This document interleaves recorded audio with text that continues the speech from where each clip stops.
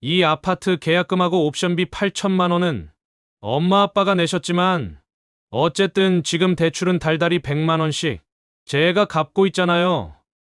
그리고 무엇보다 이 집은 제 명의로 당첨된 거라고요. 평생 썩어 빠진 빌라에서 곰팡이 냄새 맡으며 살던 우리 가족이 3년 전 신도시 32평 아파트에 기적처럼 당첨되었습니다. 당첨되면 최소 4억은 앉은 자리에서 번다는 소위 말하는 로또 아파트였어요. 당시 3억 5천만 원에 분양받은 이 집이 정말 사람들 말대로 지금은 시세가 무려 10억이나 된 상황입니다. 그런데 청약 점수 때문에 어쩔 수 없이 아들 명의로 넣은 게 화근이었을까요? 제가 지금까지 갚은 원금이 9천만 원이에요. 이자까지 하면 1억 2천. 엄마가 계약금이랑 옵션비, 발코니 확장비랑 에어컨 설치비하고 세금 낸 돈보다 제가 더 많이 넣었어요. 이미 저는 이 아파트에 제 청약을 써버렸잖아요. 그래서 결혼하고 다른 아파트 분양 공고가 떠도 청약을 넣을 수도 없다고요. 그러니까 이 아파트는 저희가 신혼집으로 쓰는 게 맞는 것 같아요. 저 어머니, 그리고 이 아파트. 신혼부부가 살기에 완벽하잖아요. 학교도 바로 앞이고, 대형마트도 5분 거리고, 아이 키우기 최고의 입지예요. 결혼한답시고 데리고 온 예비 며느리도 아들과 완전히 한패가 되어서 저희를 내쫓으려 하네요. 30년간 안 쓰고 아껴가며 뼈 빠지게 모은 돈으로 탈탈 털어 넣은 이 신축 아파트. 저희가 계약금이며 옵션비를 다 냈는데 아들이 자기 명의로 당첨된 거고 이 아파트 잔금에 대한 대출금도 본인이 갚고 있으니 이젠 결혼한다며 저희 보고 이 집에서 나가랍니다.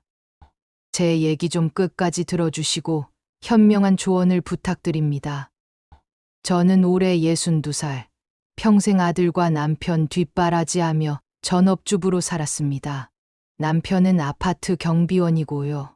월급 200만 원으로 아들 하나 키우면서 낡은 빌라에서 억척스럽게 살았어요. 곰팡이 핀 벽지, 삐걱거리는 마루, 겨울이면 외풍이 숭숭 들어오는 그런 집이었죠.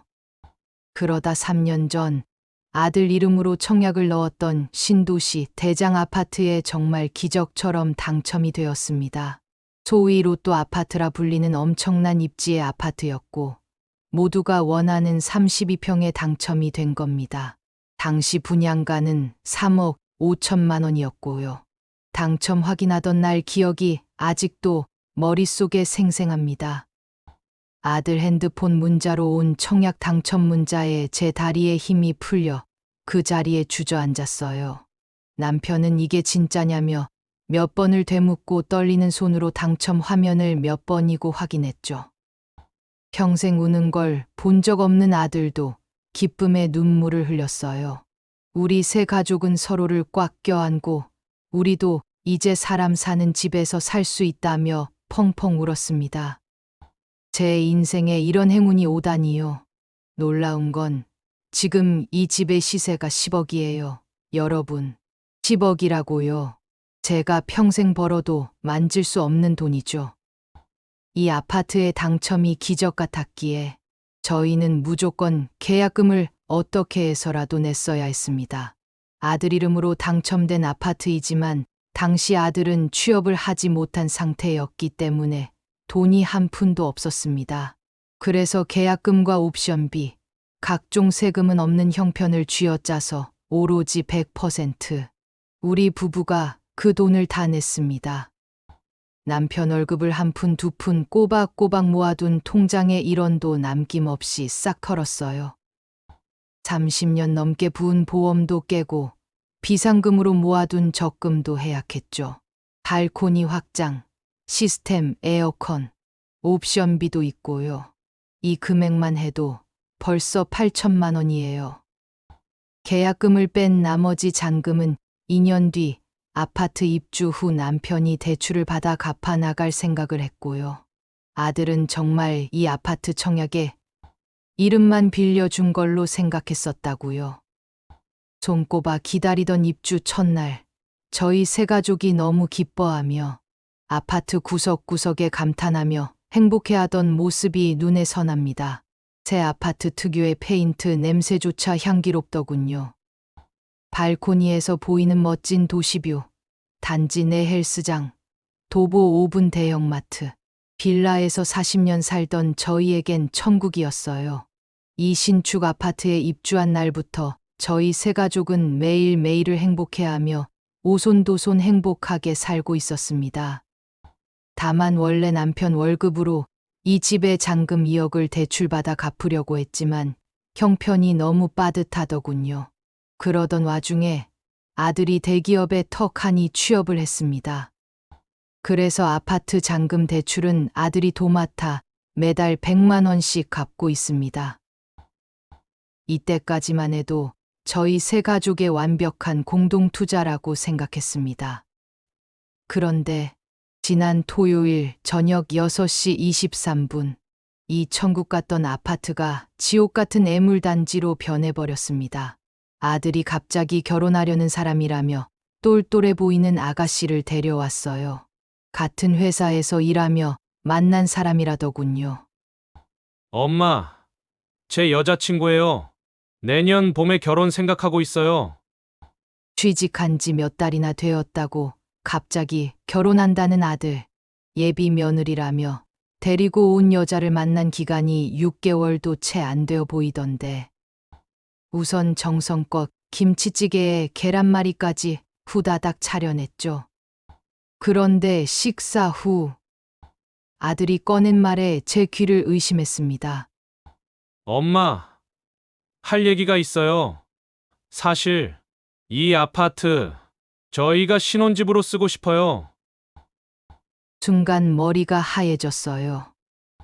숟가락을 든 손이 덜덜 떨렸죠.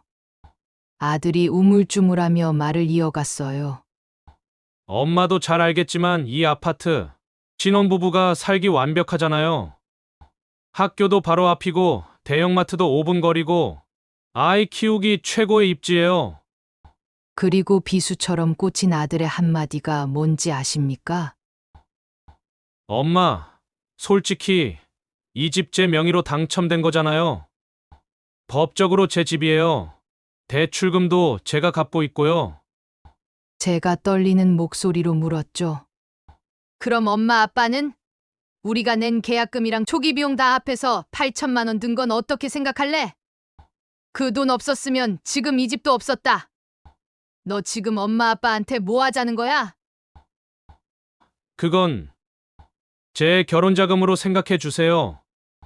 어차피 결혼할 때 주실 거잖아요. 엄마 아빠는 원래 살던 동네에 전세 구하시면 돼요. 지금까지 모으신 돈 있으시죠? 그거에 제가 모은 돈 5천만 원 얹어드릴게요. 1억 5천 정도면 그 동네 18평 정도 전세는 구할 수 있어요. 두 분 살기에 적당한 평수예요.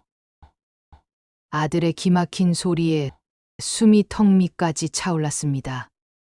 아들 입이 움직이는 건 보이는데 무슨 소린지 안 들리더라고요. 내가 낳고 키운 아들이 내 뼈를 갈아 넣은 그 돈을 어차피 줄 결혼자금이라며 당연하게 여기다니요. 62살에 다시 남의 집 전세를 전전하라니. 게다가 18평. 두 분 살기에 적당한 평수라고? 기가 막혀서 할 말을 잃고 멍하니 있는데 예비 며느리가 조심스럽게 끼어들더군요.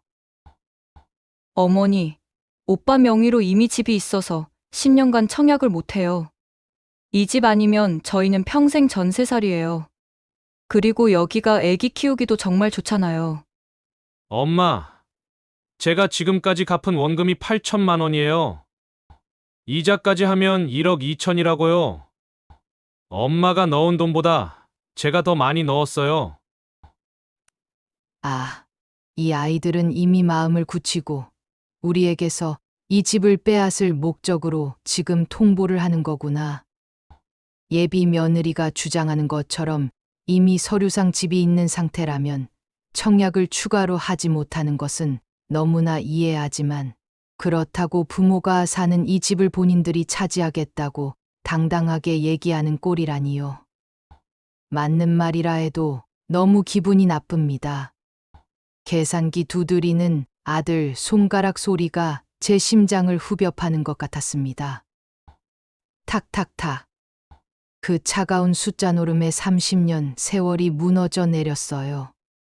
제 눈에서 눈물이 주르륵 흘렀어요. 제가 눈물을 흘리자 아들은 짜증난다는 듯 시선을 피했고 예비 며느리는 불편한 듯 핸드폰만 만지작거렸죠. 그렇게 아들과 예비 며느리가 집을 나서고 저는 그날 저녁 밥상을 치우지 않고 그대로 둔 채 지끈거리는 머리를 부여잡으며 남편과 밤을 꼴딱 새웠습니다. 남편이 한숨을 푹 쉬더니 여보, 우리가 뭘 잘못했을까? 애 이름으로 청약 넣은 게 잘못이었나? 라고 묻더군요. 남편의 말에 저는 아무 말도 할 수가 없었습니다. 멍하니 천장을 보며 생각했어요. 그냥 이 아파트에 당첨이 되지 않고 우리가 원래 살던 그 빌라에서 있었다면 아들의 결혼을 마음껏 축하해 주었을 수 있었을 텐데. 호화롭고 깨끗한 신축 아파트의 구석구석이 더 이상 아름다워 보이지 않았습니다. 우리의 낡은 빌라, 그곳에서 살던 시절이 사무치게 그리워지더군요. 이 아파트 한 채를 두고 지금 제 앞엔 두 가지 선택지가 있습니다. 첫째, 아들 말대로 이 집을 내주고 우리는 원래 살던 동네에 전세 살기. 하지만 60대에 2년마다 이사 다니는 전세살이를 다시 시작한다고 생각하니 집주인 눈치 보고 보일러가 고장났어요. 벽에 곰팡이가 생겼어요. 하며 살았던 그 시절로 돌아간다니 솔직히 자신이 없습니다. 둘째, 이 집을 팔고 투자한 금액만큼 아들과 돈을 나누기. 10억이면 반반 나눠도 5억씩이겠네요. 하지만 이것저것 세금이며 이사비 떼고 나면 5억보다 덜 받겠죠. 그리고 5억이라 하더라도 그 금액으로는 가장 작은 평수 아파트를 겨우 살 수 있는 금액이고 무엇보다 우리 부부도 그렇고 아들네 부부 또한 다시는 지금처럼 좋은 집에 살 수 없을 겁니다. 3억에서 10억이 된 집을 팔려니 아깝기도 하고요. 여러분이라면 어떻게 하시겠어요? 로또 갔던 아파트 당첨이 가족을 갈라놓는 비수가 될 줄은 꿈에도 몰랐습니다. 아들 이름으로 당첨된 신도시 32평 신축 아파트.